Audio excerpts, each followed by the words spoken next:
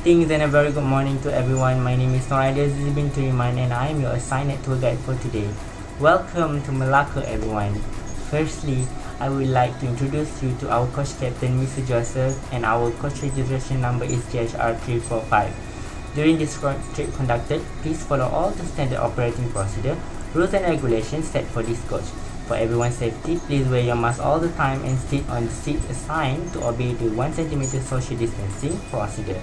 Smoking is strictly prohibited inside this coach.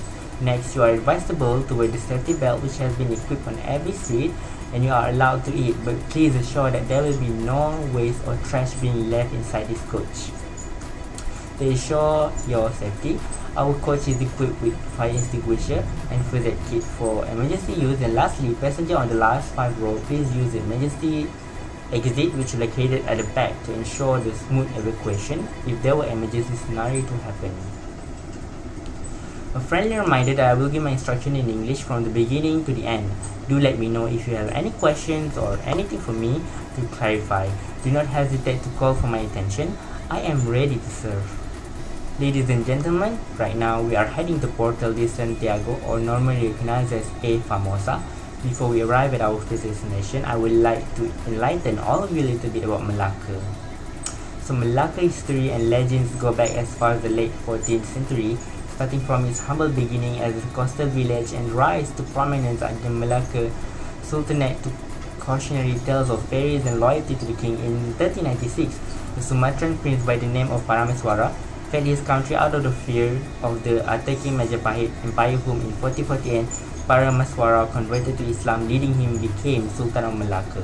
The city was also growing into a prominent trading ground for traders from across Asia, notably India, Arabic and China. As a result, many Chinese immigrants settled here during this time, establishing the Peranakan culture for the future. A century later, the Portuguese came and conquered Malacca in 1511. This was a milestone for the Western colonies looking to extend the empire to the East Indies. Malacca continued to prosper under Portuguese rule until the Dutch came into the picture.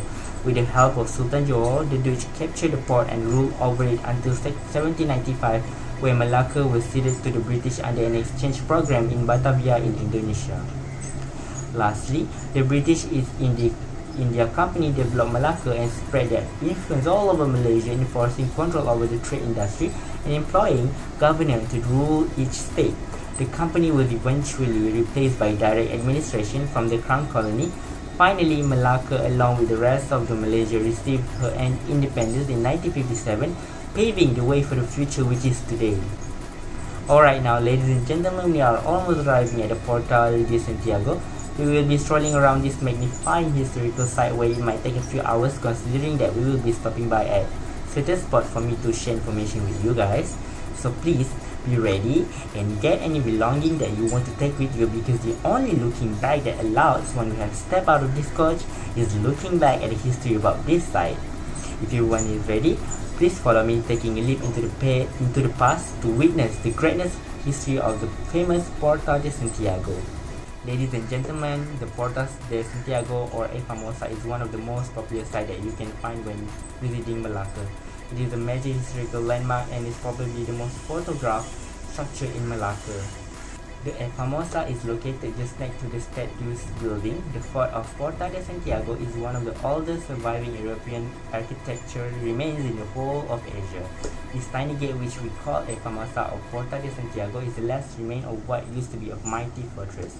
A quick tip for me, avoid getting here during holiday or weekend if it's impossible, if you don't want to swim in a pool of people. Ladies and gentlemen, before we enter Portas de Santiago, as you can see right on top of your head is a tall tower, which is the Tameng Sari Tower. Tameng Sari Tower has been a quite new tourism asset in Malacca, located right beside the beautiful Porta de Angelo to let people experience seeing the beautiful scenery of the historical site and Malacca itself from the top. For your information, the tower is named after the Tameng Sari Keris, a mystical weapon said to possess mystical power belonging to the legendary Malay warrior Hang Tuah. Even the structure design follows the shape of the keris, with the peak of the tower resembling to its hilt. The tower is officially open for business on the 18th April of 2008. Tameng Sari Tower is the first and only gyro tower in Malaysia so far. measuring 110 meters in height. On top of that, it's able to accommodate 80 people per viewing session, which lasts about 7 minutes. The glass cabin hypnotically revolves as it rises from the ground to the top of the tower. Once it reaches the top, a breathtaking sprawling view of Malacca as far as the eye can see up to the Strait of Malacca is clearly visible, especially in good weather, with the Malacca River running through the grand panorama below. Ladies and gentlemen, let's bring our focus to Porta de Angelo as we are a couple steps away from entering the pass. Do let me know if you have any question regarding this site. Do not hesitate to voice them out to ask me. Porta de Santiago, or A Famosa, which translates to the famous in Portuguese, is one of the few oldest surviving remnants of European architecture in the whole of Asia. It was built in 1511 under the command of Alfonso de Albuquerque. The fortress was built to consolidate the gains in Malacca after they defeated the armies of the Malacca Sultanate. At that time, the Portuguese believed that Malacca would someday become a vital port which linked Portugal to the Spice Trade from China. Ladies and gentlemen, as an additional info, the Porta de Santiago that we see today was once made up of long rampart and 4 major towers. One of the towers was a 4-story keep, while the other housed the residence of the captain, officer quarters, and an ammunition storage room. The fort changed hands in 1641 when the Dutch successfully drove the Portuguese out of Malacca. After the Dutch got their hands on the A Famosa, they placed their company logo, the VOC coats of arms, about the gates of Porta de Santiago. Even today, if you look at the Porta de Santiago, you can still see the VOC coats of arms on the shield carried by the soldier on the right side of the logo. The Dutch then handed the fort over to the British in the early 19th century. The English, being wary of maintaining the fort, gave order to the British governor of Pahang to demolish it. The fort was saved by Sir Stamford Raffles in 1810 as he stopped the demolition and saved what we see today. It should be mentioned that there are many other attractions around the Porta de Santiago, such as the Malacca Sultanate Place, the St. Paul Church, and Museum of Malacca. I will be taking you guys to the Malacca Sultanate Place, and right after that, all of you are given time to walk around the Porta de Santiago on your own to let you enjoy your time here. So, are we clear now about the Porta de Santiago? If there is no question, we shall make our next move to the Malacca Sultanate Place. Please follow me, everyone. Ladies and gentlemen, for your guidance, to enter the Malacca Sultanate Palace, you need to pay RM5 for the pass ticket, and the palace is open every day except on Monday from 9 AM to 6 PM. The palace was constructed between 1984 and 1986. The Malacca Sultanate Palace is a modern reimagining of the royal palace that must have stood on this spot in the city of Malacca in the 15th century. The palace design is based on input from the Malaysian Historical Society and the Artists Association of Malacca, whom is supposed to recreate the istana of the Malacca Sultan Mansur Shah, a structure built in 1865 and destroyed in 1511 by attacking Portuguese forces. The present-day Malacca Sultanate Palace is an elongated 3-story building measuring 244 feet by 40 feet. Everything about the palace is made from the wood.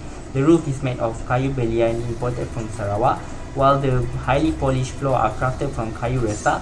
Intricate floral and botanical motifs are carved into the wooden wall, indicative of the traditional Malay art of ukiran or wood carving. The whole building is raised from the ground by a series of wooden pillars. No nails were used in the construction of the palace. Instead, the wood is indigenously carved to fit in the traditional method. Ladies and gentlemen, to enter the Malacca Sultanate Palace, you will climb the central staircase into the first level, but not before taking off your shoes and leaving them in front. It is Malay custom in this part require you leave your shoes at the door before entering a home, and even some offices enforce this rule. The ground floor consists of several central rooms surrounded by a hallway spanning the entire perimeter. The front hallway shows all dioramas of the different traders who did business with Malacca in their heyday, a series of mannequins standing in for Siamese, Gujarati, Japanese, Chinese, and Arabian merchants, who each wearing costumes peculiar to ladies and gentlemen. Other exhibit along the perimeter hallway shows of the headdresses, or could be called as the crown of the Sultan of Malaysia. the weapon used by Malay warrior during the Malacca Sultanate, cooking and eating implement used in those days, and recreational activities of the Malay in the 15th century. Are we crystal clear now about the Malacca Sultanate Palace? If there is no hesitation, then we should head out of this place now, since I have told everyone that we will be parting way after this, and the clock is showing 12 AM, so we should be meeting each other again at the entrance before 1:30 PM. And if it's okay with everyone, for the Muslim, you should be able to find surau nearby if you were to perform your Zuhur prayer, and there are a number of public toilets that you can find here. I will be meeting you guys in an hour from now before we heading to our second destination, Malacca River. So how was the visit, everyone? Was it great, and are you satisfied with the time you spent here? If you do, now without further ado, let's heading to our next destination, which is the Malacca River. Ladies and gentlemen, get yourself comfortable on your seat because we'll be having a sharing session about Malacca River or Sungai Malacca before we arrive there.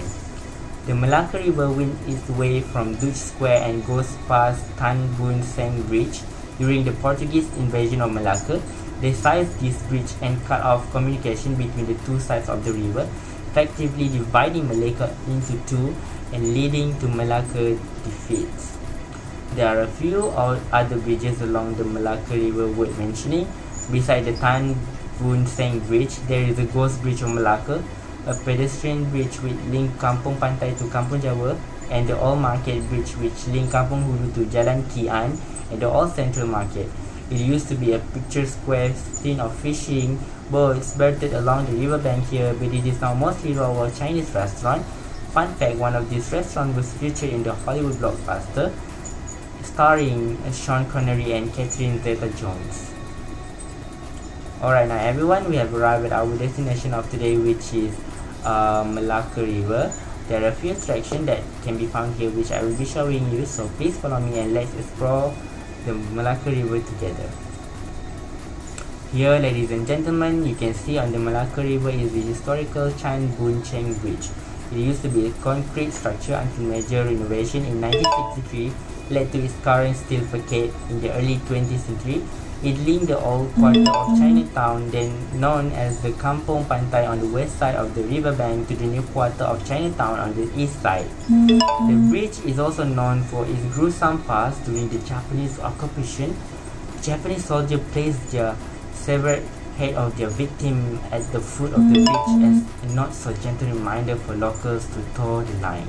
Now everyone, as you can see, after passing several more bridges, the Malacca River leads up to Campo Martin, which is an old Malay settlement classified as a National Heritage Site. It is a typical Malay village, but is widely recognized as a living museum with well-preserved traditional Malay architecture and a conservative olden-day lifestyle.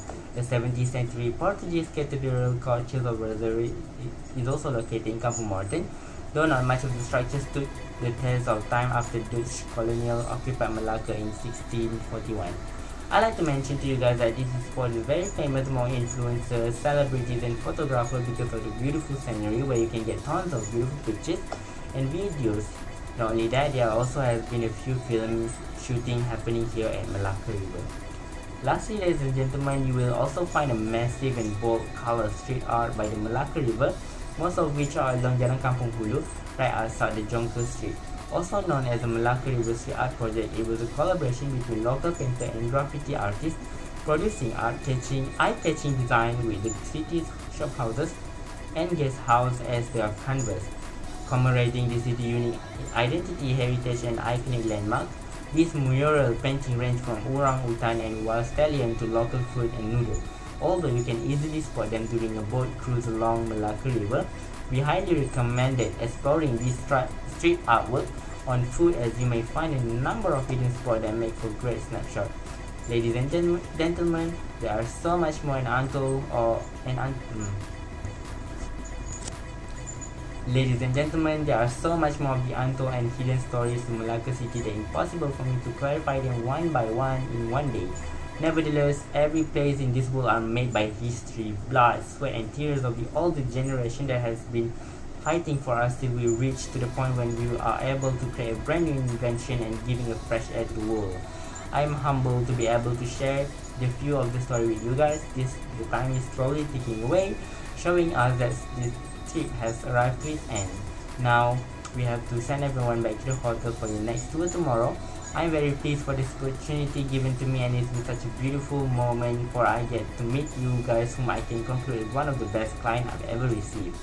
I hope we can meet again somewhere in the future. Thank you very much. Take a good care of yourself and see you guys again.